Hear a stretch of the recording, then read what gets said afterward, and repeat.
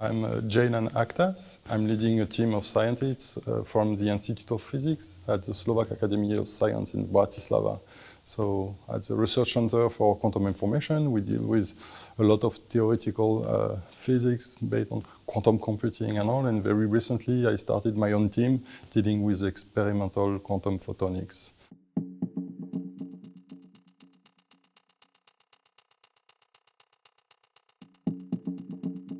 I think it's important to participate to not only dissemination of science amongst my peers when I go to expert conference, but to also attend such events which regroup a different type of crowds that include policymakers, industrial, and also scientists from various backgrounds to really work together in creating what we call now quantum technology and not just research result on like foundational aspect of quantum mechanics.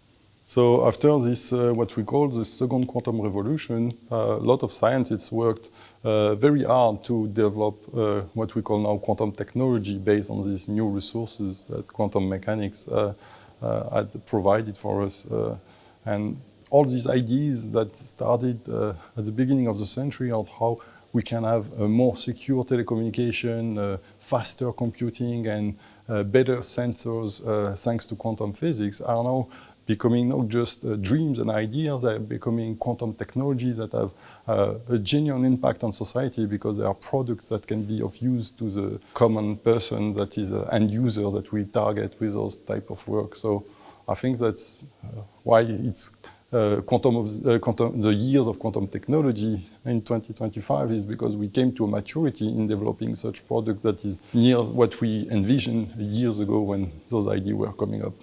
I think it's quite interesting, the life of scientists. We have this opportunity to travel the world and meet different community, but working on the same topics, and we find some similarity in the science, but we also appreciate the difference in culture.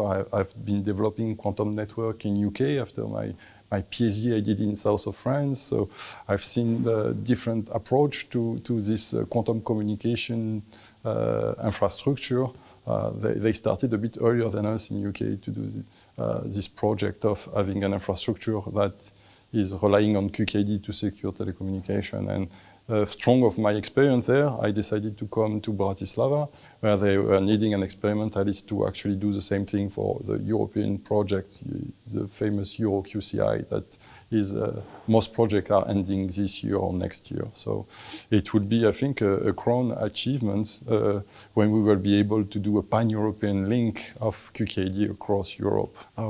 As I just mentioned in the introduction of this interview, for me, Alain Aspect was very important to me. I was born in 1982. It might be a little bit silly, but as a young student, I felt like it was like a sign that I had to work with entanglement, because it's the same year that Professor Alain Aspect did his demonstration of violation of bed inequalities. Along the line, everything that he did along this career was a huge impact in when I was studying the field. I also met Anton Zeilinger last month. They got the prize together, and it was also quite an impressive moment for me to meet this huge scientist that similarly, when I was younger and learning about quantum mechanics, I've seen his interview with the Dalai Lama, and for me it was quite inspirational to not only look at quantum mechanics from the physicist point of view, but from a philosophical point of view. So it touched all my interest and passion in life. I went back into physics quite late after butterflying in a lot of different domains, and for me those two person was quite influential on my research and vision of research in physics.